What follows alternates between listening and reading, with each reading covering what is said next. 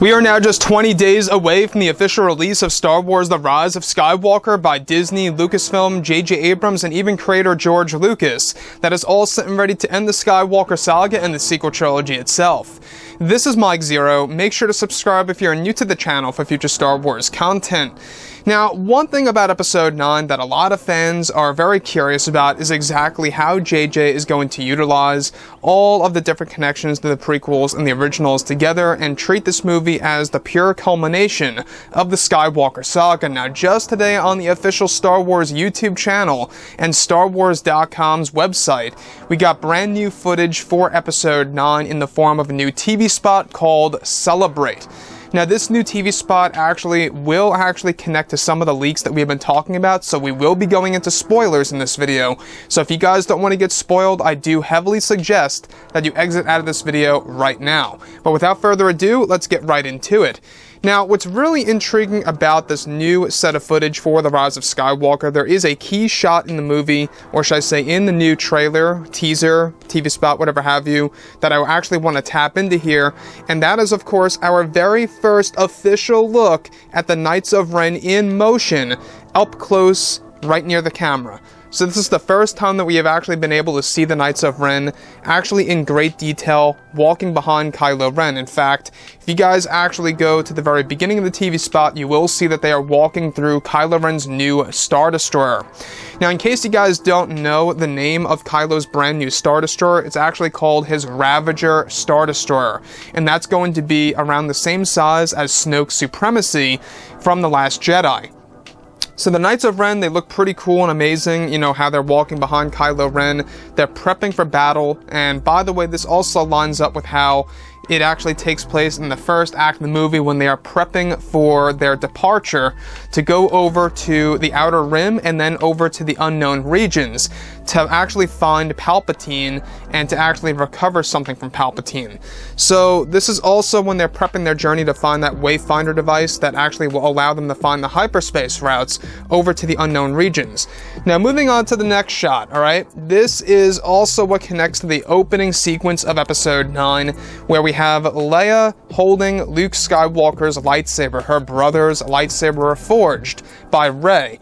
Now, this is actually unused footage from, of course, The Force Awakens combined with a new body for Leia in The Rise of Skywalker. So basically what they did was they took footage from The Force Awakens, they changed her hair a bit with CGI, and they even gave her CGI clothing in The Rise of Skywalker. But that's her real face. That is not fake. That is actual footage of Carrie Fisher taken from The Force Awakens ending sequence, where they actually patched it all together, changed her hairstyle, changed the actual outfit, and this is all based on a jungle world. We're still not quite sure exactly what the name of this world really is, but it does in fact take place in the first act of the movie, where Leia is going to serve as as Rey's master, if you will. So Leia's going to be Rey's master at the very beginning of this movie because Rey is actually said to be unsuccessful with connecting to Luke Skywalker's Force Ghost. That's actually going to be a part of her training in the very beginning of Episode 9, judging by the leaks that we have gone over, is that Rey tries to connect with Luke, but she keeps on being unsuccessful, and so Leia is there to train her through the ways of the Force, and is said to actually be referred to as Master Leia in the movie.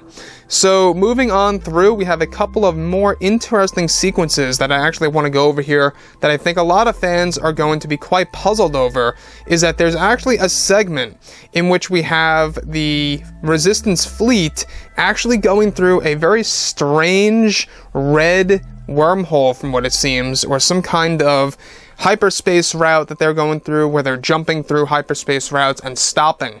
This most likely connects to the actual worm that we got to see in space in that other set of footage just yesterday, where the Falcon is actually going to be able to do these hyperspace jumps, if you will.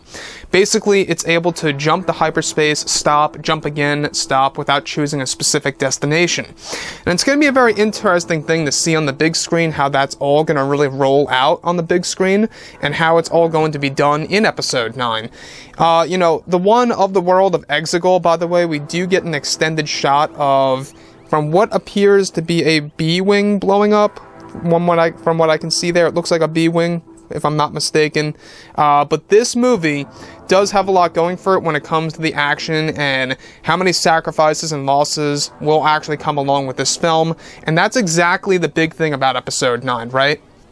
Is that this film does have a lot going for it. It does have the opportunity to mark itself down as the best film of the sequel trilogy, but at the same exact time, I will admit that there are quite a number of problems going on with this movie based on certain decisions that Disney and Lucasfilm made for, of course, the rise of Skywalker that may not agree with a lot of fans around the world.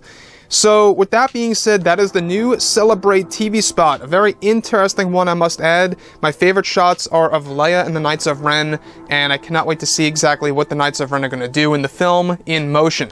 So anyways, guys, drop a comment below. Let me know what you think about all this in the comments, and if you guys did enjoy the content for today, do make sure to drop a thumbs up on this video to support the channel. I thank you all so very much for the kind support, and I'll catch you guys next time.